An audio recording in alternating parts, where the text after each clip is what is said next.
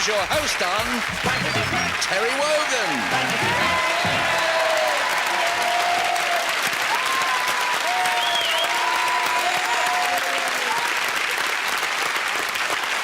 Thank you very much. Give every man Jack in this audience a tot of rum. Go now, me proud beauties. Hello there! Let's go across and talk to these... Tapping the suit. Well, I'll untie the stays then. We'll talk to these two people. What's your name, sir? Peter Ogden. Welcome, Peter. And where are you from? Western-super-Mare. And what do you do by way of a living? I'm a rep for a company that makes table glassware. Very laudable, Peter. And what about the lady next to you? Karen Lamb from Oxford. Hello, Karen. Are you married, single, promised? I'm single. Good. And what do you do? Training manageress. Well, it's nice to have you, Karen and Peter. Before we start, just in case you've been up the Hindu Kush for the past 6 months, let me say that I read out a sentence from which there's a word missing. That's the blankety blank. I read it to our star guests, and every time they match up with one of our contestants, it's a point to the contestant. And then we go on to the super match and the head-to-head, and it's tremendous. You'll have to take my word for it. Who won the toss before we came on? Karen. You did, Karen. Are you going to take a choice, or are you going to let Peter go first, or what? I'm going first. Yeah. I'll have B, please. B for you. Okay, we'll start this week's blankety blank with this question for Karen. Attention, men. And? Yes, very well, Lieutenant. Carry on. Okay. Lorraine said, "My neighborhood is so rough." No, she didn't. She said, "My neighborhood is so rough." Well, listen, you better say it then, Lorraine, since you're going to say it. Lorraine said... I said, my neighbourhood is so rough at night, even the blanks are afraid to come out. There you are. You see, she did. Even the blanks are afraid to come out. Her neighborhood is so rough. Okay, as soon as you've got it written down, just press the little light in front of you. What comes out at night?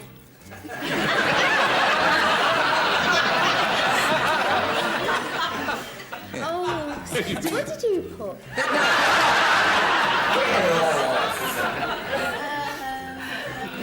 Nice big lettering. And we go across to Karen. Lorraine said her neighborhood's so rough, even the... Stars. Even the stars. That's very clever. Even the stars were afraid to come out.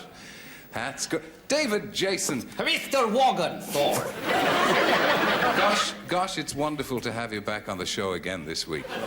Very excited. Wait, what is that you got in your hand there? I've got a little... No, not that. The other thing. Do you know what it was like? It was like a shillelagh with rigor mortis. David Jason. What about Lorraine's neighborhood? Yeah, what about... Well, even the... I would have said that. Policemen. But stars is a good answer. You've got to... I know, it was a that. wonderful answer. Karen, I think you're a bit too clever for them. Faith Bryan. Hello, darling. It's lovely to be back again. I think it's that beautiful, smiling Irish eyes you've got. They are so beautiful. Especially the blue one. Well, that's the good one. Oh, no. Well, it was very ordinary. Do you want to see it? Yeah. The cats. Yes, even the cats were ordinary. afraid to come out, yeah. No. Humphrey Littleton, good to have you on the programme. Nice to see you Now, again. how about this? I've got a bone to pick with you. Have you? Oh. God. You're the voice that comes through the hotel wall from the room next door when I'm trying to get to sleep at 8:30 in the morning. Yes, serves you right to go to bed. So what about the answer? Even the... Look at this. Stars. Thank you, Karen.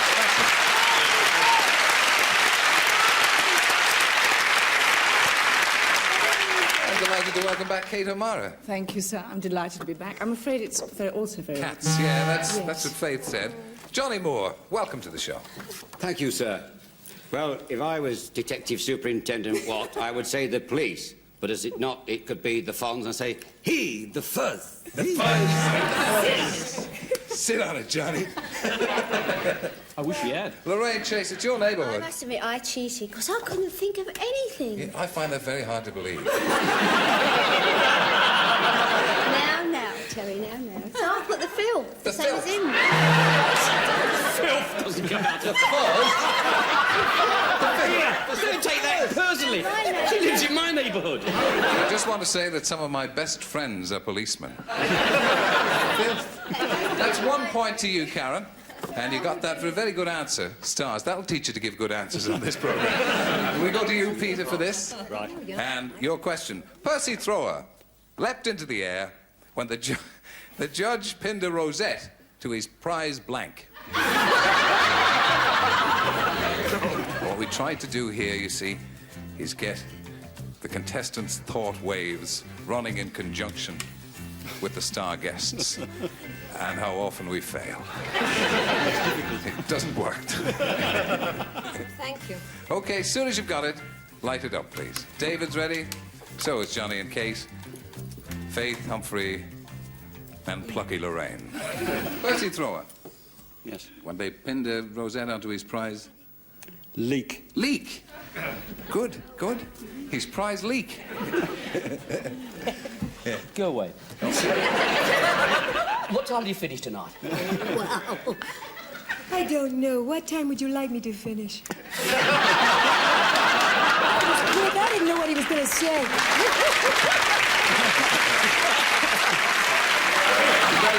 I was going to say that. Hollyhocks. Well, I'm glad you didn't. Say why? Because I was going to say that. Rose, you see. Not very good. No, Sorry. no. Faith Bryan. Prize blank. His cucumber. Humphrey Littleton. Well, I've drawed it, but just in case. Yes, what is it? Marrow. It's a marrow. Mara. Yes. It's his prize Mara. We're looking for his prize leek, as Peter. They don't know much about they don't these know things, much about Peter, that. obviously. No, but it's sort of vaguely sort of horticultural. Yes, isn't it is. It is. It's wrong, but horticultural. Johnny Moore. That was a lovely voice. Well, I would like to say it's very nice to go to a horticultural show. And see the begonias and the begonias in the same bed. Oh, they're in the same bed. In the same seat.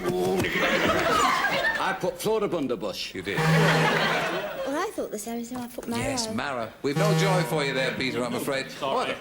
Sorry. Be of good cheer, Peter, because you may do well in the second round. You've only 1 I point. can't do any but worse. Only 1 point behind. It's not your fault. Now, Peter, we'll give you first choice here. You're going to take A or B. We've no A. way of knowing which is difficult and which is easy. There's some difficult ones in there, some easy. My next-door neighbour, Peter, really ought to get himself a dog. Last night, I met him walking his blank. My next-door neighbour really ought to get himself a dog. Last night, I met him walking his blank. Well, he would do if he hadn't got a dog, wouldn't he? I mean... That's Lorraine, ready, and Faith and David. What about you, Johnny? You ready? This stuff keeps happening. Oh, pen and ink. Nobody's ever complained before. My next-door neighbour, Peter, really ought to get himself a dog. Last night I met him walking his... Cat. his cat. Yes, I think so. David Jason, you're looking pleased with yourself. Well, I'm looking pleased because I'd like to say here and now that what I put down on this piece of paper, and you may laugh and let me finish. And let me finish.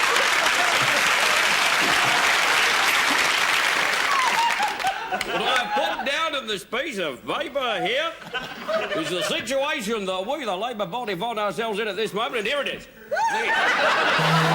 Walking his lead. Got a dog. No, that's true. Faith Brown. What can I say? Thank you, David. You're a little devil, you are. I thought of hedgehog. Did you? I put his living room floor to start Yes. with, but I thought it was a bit long-winded, so I put his He's budgie. budgie, yeah. Walking his budgie. Kate O'Mara. Well, you see, I think I'm beginning to get the hang of this game. Well, please. No, you see, I thought it was going to be very subtle. So first of all, I put lead, but Yeah. then I thought, no, it's not that clever. It's actually very obvious, and it's cat.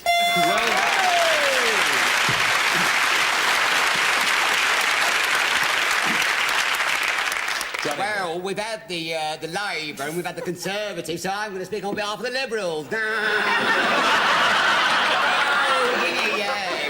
I kept it pretty simple. I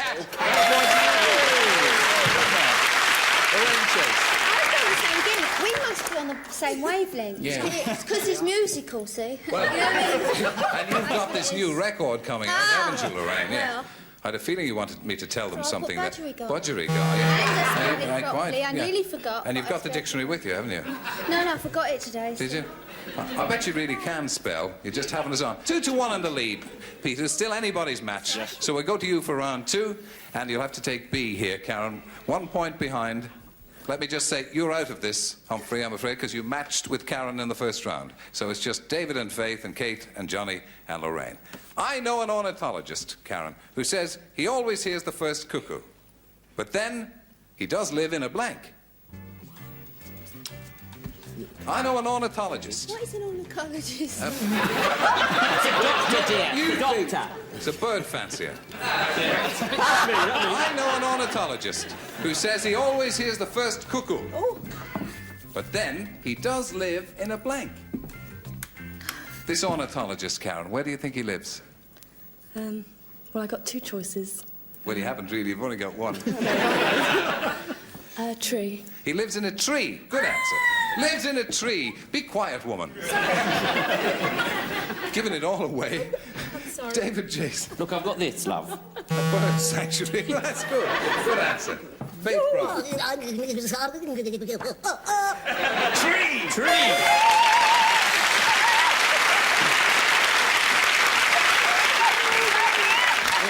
Well, that means it's level pegging. We go to Karen. One more is going to put you into the super match. Is that near enough? Wood. No. No. It's too crucial, really. A little bit too general. It's wrong. So it's up to you, Lorraine. Are you going to push Karen through to the super match, or is it going to be a tiebreaker clock?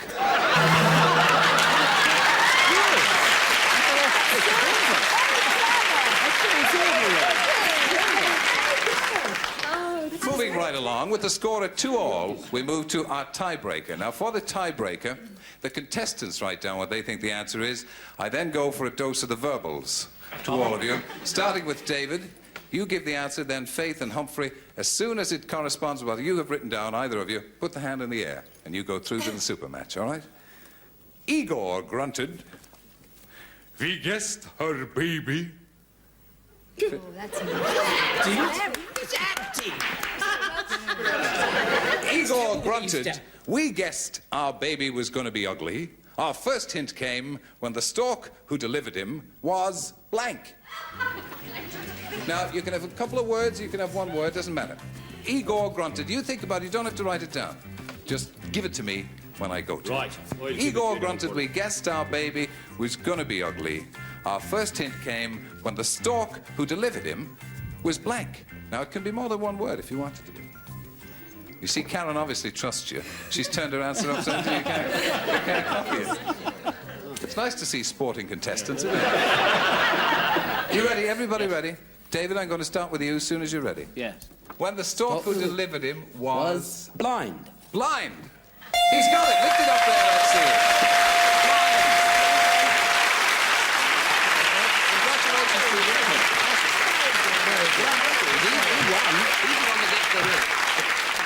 And to think you owe it all to David Jason. Don't worry, Dad. I'll get you for the money later on. Don't you worry. Congratulations.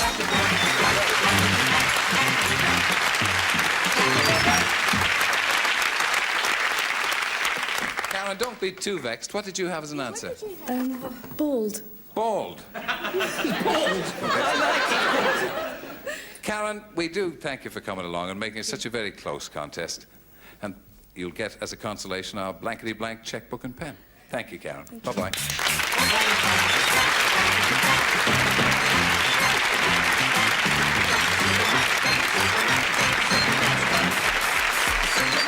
This is our team of highly trained gerbils, peddling like denizens, come around, and we've got the super match. Now, the super match, we ask a studio audience a blankety blank question, and they give us several alternatives, and the 3 most popular alternatives are listed there, and they're worth 50 blanks, 100 blanks, and 150 blanks.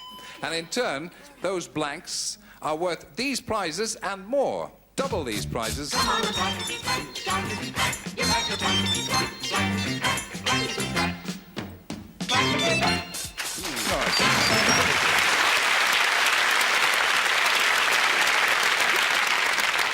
Have you got a family that's going to be cheering you on, word and gesture? Yes, I have. Yes, I think they're over there somewhere. Are they? Oh, they're in the audience. They with are you. indeed. Good. Well, let's have a look and see what the question's going to be. Let's pull back that top board. It's paper blank. Now, Peter, you can call upon any three of these six. Well, I think I must choose Kate because